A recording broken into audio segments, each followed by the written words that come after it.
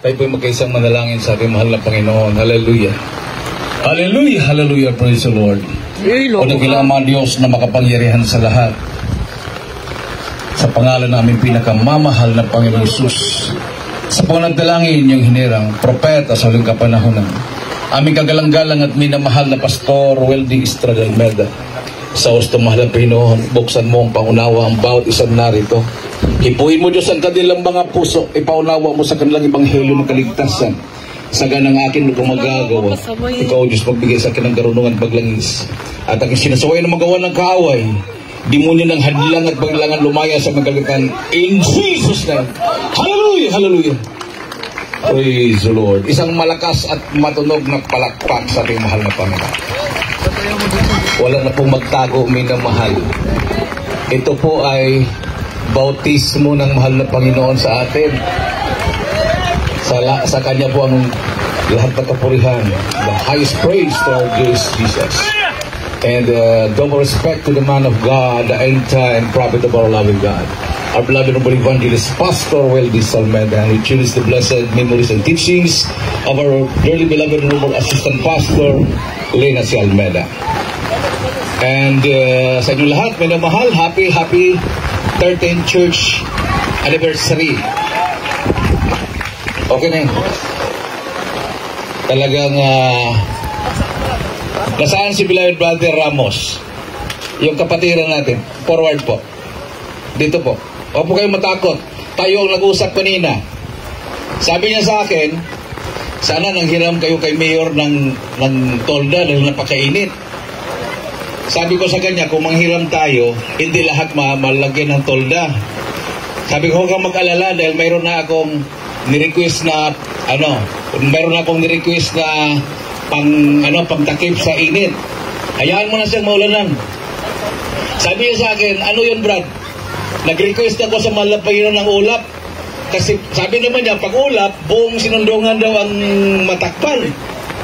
Maya-maya, mayroon pong sumagot doon kami nag-uusap sa may kahoy, may sumagot na nakaduyan, sabi niya, baka yung ulap magdala ng ulan. Diba? Sinabi mo?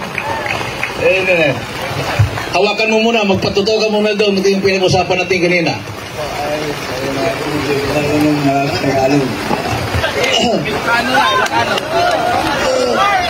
Huwag mo na sa payungan para mabuti sumuhan.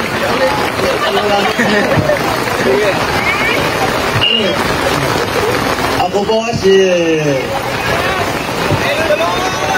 sinunduan bale na barangay Ignacio. Ako kasi hindi naman ako. Pero ako nahiyan ako sa salita kasi hindi ko marunong. Pero sa balikan namin ako maraming pasalamat ako sa Panginoon Jesus Cristo kasi yung hiningi ko sa ulan meron na.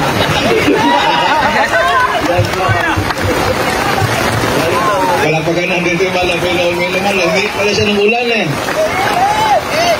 So blessing to, may namahal. Talagang kanina nung nagpuri ito sa Malapino, bumagsakan. Tinuloy uli. Doble. From the leading prayer sa Babilan Pastor, alam nyo yung nakita nyo naka-uniforme yung nakaputi na yan? Bakit sila nakasama dito? Ang requirements ko, tatlong araw, tatlong gabi, walang pagkain, walang tubig. Absolute fasting. Hindi sila makasama dito pag hindi sila mag-fasting ng 3 days and 3 nights. Walang pagkain, walang tubig. So ito yung blessing. Ito yung resulta. So marami pong naiwan dahil hindi sila nakapag-fasting. So yun lang pong nakapag-ayuno ng 3 days and 3 nights, walang pagkain, walang tubig. O tingnan mo naman ang resulta, minamahal.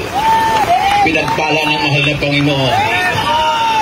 Babahain na yata tayo. Babahain tayo ng pagpapala. Everybody say praise the Lord. Ang dala ng Jesus Miracle Crusade sa inyong lugar ay pagpapala. Ulan, hindi bala.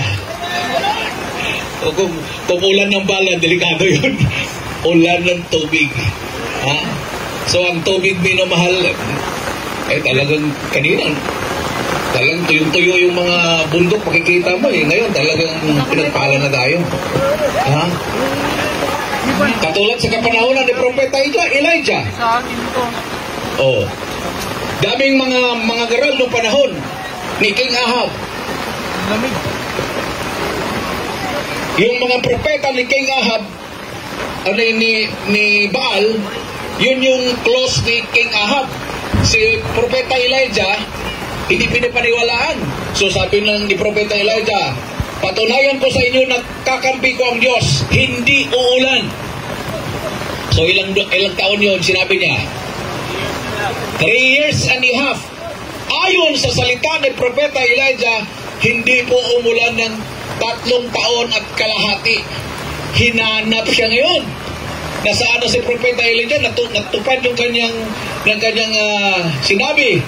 So nung nahanap siya, sabi ni Propeta Elijah kay King Ahab, O King Ahab, bilisan mo ang pagtakbo ng iyong chariot, baka maabutan ka ng ulan. Kasi mandalangin ako sa Diyos, uulan. Nung umalin si King Ahab, bumagsak yung napakalakas na ulan. Yan ang nasa Jesus Miracle Crusade. Kakaiba sa lahat, minamahal, dahil ang namumuno dito ay propeta ng mahal na Panginoon. I will send you Elijah the prophet, according to Malachi chapter 4, verses 5 and 6. Hindi na tayo makapagbasa ng Bible dahil napakabasa na natin, minamahal. Yung kung sino yung taga San Juan, palakpak. Hindi ko makalimutan yung San Juan. 13 years na tayo dito. Talagang pinasok namin yan. Pasok kami ng Sitio Tungatong. Mga 6 months na hindi umulan yon. Pagdating namin sa Sitio Tungatong, sabi ni Sister Vilma, Bernardan, huwag tayo tumuloy sa Sitio Tungatong. Bakit? Sabi nila mayroon daw NPA doon. Mas gusto ko yun, ha? Tumuloy kami, Bible study. Halos mga bata lang nakikinig sa amin, pero may mga kalalakihan doon sa malayo. Maya-maya bumagsak yung ulan. Lumapit sila dahil 6 months na walang ulan, bumagsak yung ulan. Ang problema ngayon, yung vista namin hindi na makausap kasi nag-i-slide. Tinulak ng mga kalalakihan. Pagdating sa ilog, sinabi ko, magpabutismo kayo. Nagpabutismo sila lahat yung tumulak. Pinagpala sila ng mahal ng Panginoon. Sabi ni Brother Rex, kung kilala niyo si Brother Rex Palmia, sabi niya, alam mo kuya, yung iba doon, combatant, yung iba, milisya ng bayan, pero nagpabutismo sila. Tingnan mo, grabing power. Isaiah 54:17, no weapon that is formed against thee shall prosper. Walang almas na ginawa ng tao magtatagumpay laban sa iyo. Pag ikaw ay naglilingkod sa Diyos, pag ikaw ay nabautismuhan sa tubig sa pangalan ni Jesus, kung mayroong tao na naghangad sa buhay mo, hindi sila magtatagumpay dahil kasama mo ang mahal na Panginoon. Sabi ko nga, kung mayroong NPA na nakikinig, sabihin nila, sige nga, dalhin kita sa kampo namin, mangaral ka doon, sasamahan ko sila. Pangako ko yan. Galing ako ng Mindanao, Cagayan de Oro, nung sinabihan ako na i-assign ako dito sa Tugigaraw, tinanggihan ko. On the spot, nagkasakit yung 3 anak ko. Nasaan na yung 3 anak ko? Dapat nga kayo dito para nagkasakit ng tigdas. 1 buwan na walang kain, hindi na mabuka yung bibig nila. Bata pa sila noon. Si Angel, grade 3 pa. Forward na kayo dito. Nabasa na kayo dati. Ito si Angel, si Daniel. Ito yung nagsolo kanina. Si Daniel, asa si Daniel? Ayan, yung drummer. Si J-Lord. Mga bata pa yan. Imagine si Angel noon, grade 3 pa lang. Si Daniel kasunod. Tatlo sila nagkasakit, nagtigdas 1 buwan. Hindi kumakain. Dinadropper ko ng bibig, nakahigayan, butot balat na. Sabi ko, mahal na Panginoon, pagalingin mo lang ang anak ko. 1 buwan na mamamatay na Pag hinuhugasan ko yung mata, pagdilat, nakikita mo pa ba ako, Angel? Sabi niya, hindi na pa. Ito naman si Daniel, binilhan ng toy. Sabi naman ng mama niya, promise pag bilhin kita ng toy, ay yung truck, idilat mo yung mata mo kasi nakapikit 1 buwan na. Opa, ma. Bumili. Ma, yung mahal huwag yung mura Sabi niya, ma, yung kompletong gulong kasi yung mama niya pag magbili ng truck, yung kulang ng gulong kasi mura lang. Tag 400 yung original, bakal. O bakal yan. Nakakarton, gano'n. Buksan mo ma, binuksan. Chinek yung gulong, 10 wheelers ma, sabi niya nakapikit. 10 wheelers, dilat mo ng mata mo. Pag dilat, nakita mo? Hindi ko naman makita ma. Kung ikaw mama, bulag na yung anak mo. Si G-Lord, ganun din. Sabi ko, mahal na Panginoon, pupunta na ko ng Tuguegarao. Ngayon din, pagalingin mo yung anak ko. Kahit sa kampo ng INPE, kahit sa ilalim ng yungib, kung nagtago man sila doon, puntahan ko, mangaral ako ng Ebanghelyo. Maya-maya, biglang nagsalita si Angel. Hindi kasi nagsasalita, naglakjo Pagutom. Tinimplahan ko ng Diyos. I-dropper ko sana, sabi niya pa, bigay mo na sa akin, kaya ko na. Pinainom ko, sabi naman ni Daniel, ako din pa. Sabi naman ng isa, pa, ako rin. After 2 hours, naglalaro na. So, wala akong magawa. Napunta ko ng Tuguegarao. Kaya lang ang promise ko, pasukin ko yung mga lugar na mayroong INPE. Yan ang dahilan kung bakit pumasok ako dito. Marag Valley, San Mariano, halos lahat na yata. Ang hindi ko dalang natupad, yung papasok ako sa yungib, wala naman yata sila sa iyo, mayroon ba? So, ito ngayon, nag-graduate na sa college. Instructor sa Cagayan State University sa Carig. Instructor siya ng English instructor. O mayroong mga estudyante yan, ma-under kayo dito. Wala akong gasto, nag-aral to, scholar. Ito naman, graduating sa University of La Salle sa Santiago, Electronics Engineering.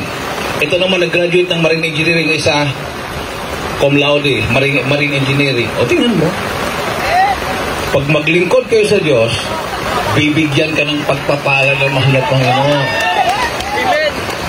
Yung isa, yung bunso, papuntahin dito. Exit na kayo. Yung bunso, saan? Ayaw yung magpaulan Bilisan. Nung nagkasakit yung tatlo, nasa duyan pa to. Lalapit ito. Sabi ko, kinausap ko yung tatlo, huwag niyong lapitan yung bunso kasi nasa duyan. Baka mahawaan, kawawa naman, nasa duyan pa. Pagtalikod ko, nakaikot na sa duyan, bebe. Pero hindi nahawaan. Ngayon, pinagpala na malapit noon. 3rd year na siya sa civil engineering sa Cagayan State University. Kung natuloy ako naging NPA, baka maging NPA na itong mga apat ko anak. Kasi yung uncle ko, kumandir ng NPA sa Bohol. Gusto niya akong i-recruit. Alam mo naman ng mga NPA, mahilig sa mga matatalino, hindi naman pagtaas sa sarili. I graduated as Mathematician of the Year, Excellence in Physics. Nung nag-aral ako sa Benguet State University, nag-top ako sa Bong University, at napunta pa ako sa UP. Seminar ako sa UP. Kaya lang, nagkrusada ang Jesus Miracle Crusade doon, sa Baguio, mayroon akong karamdaman, gumaling ako. Mga Diyos pala. Hindi pala totoo yung sinabi ni Rosalie Ramirez na galing tayo sa Unggoy.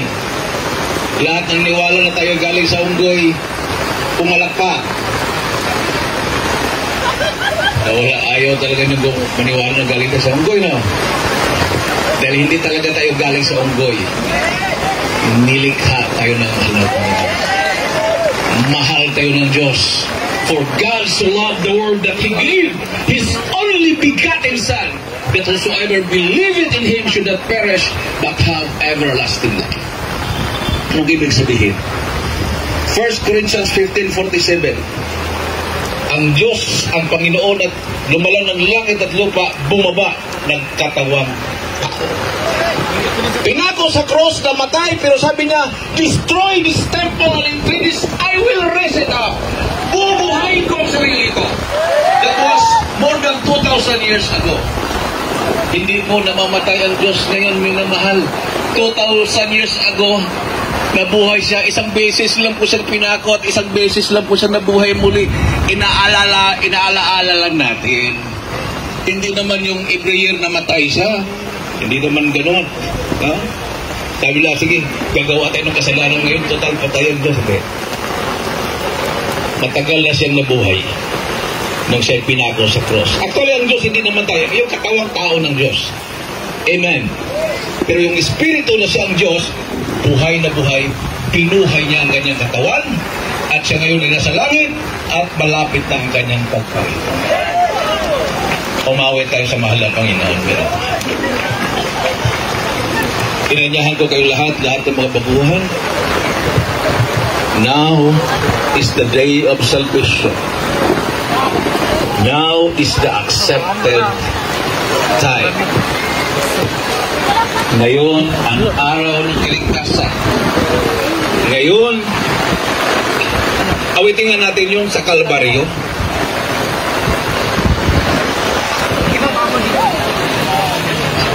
Nung ang mahal na Panginoon ay pinako sa cross sa Kalbaryo, nagkaroon tayo ng kagalingan ng ating sakit.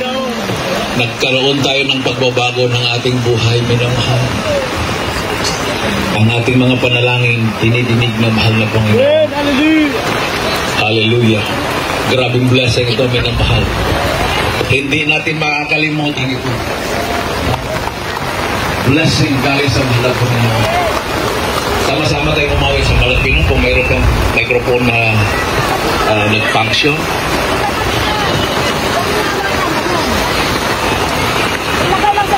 Sa Kalbaryo. Bakit sa akin hindi naman ang umurinte?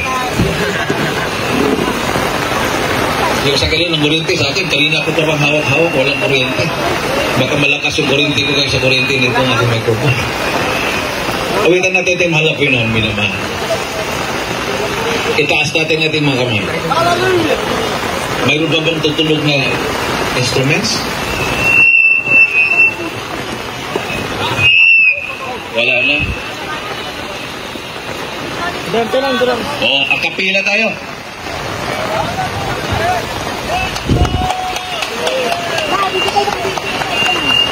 O, balik Wendy, masaan ka?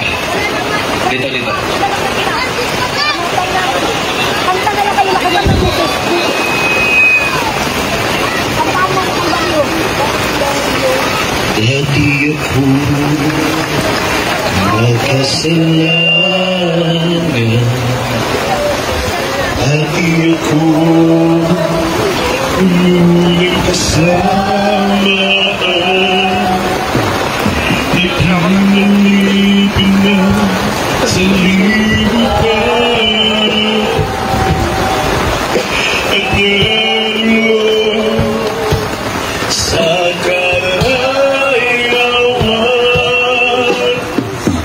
ngunit ako lumapit sa iyo, isinuwan lahat ng kasalanan ko, upang ang buhay ko patuloy mo at mapatawa mga sala ko sa Kalbaryo.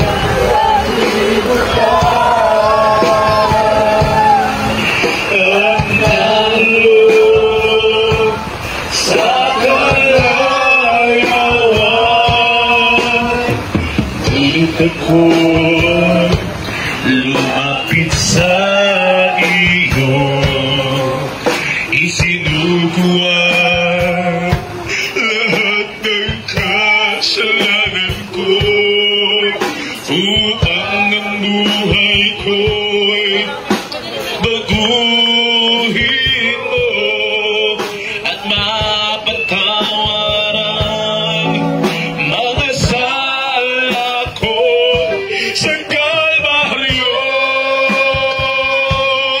Tinubos mo ang iyong dugo, nilinis mo ako, uwagin Diyos, kalimutin mo ang iyong buhay ay ipinagkakit sa akin. Ikaw ay napako sa krus ng Kalbaryo, dahil ako'y inibig mo sa Kalbaryo. Tinubos mo sa iyong dugo, nilinis mo ako, uwagin Diyos, kalimutin mo ang iyong buhay ay ipinagkait sa akin. Ikaw ay napako sa krus ng Kalbaryo, dahil inibig mo, dahil inibig mo.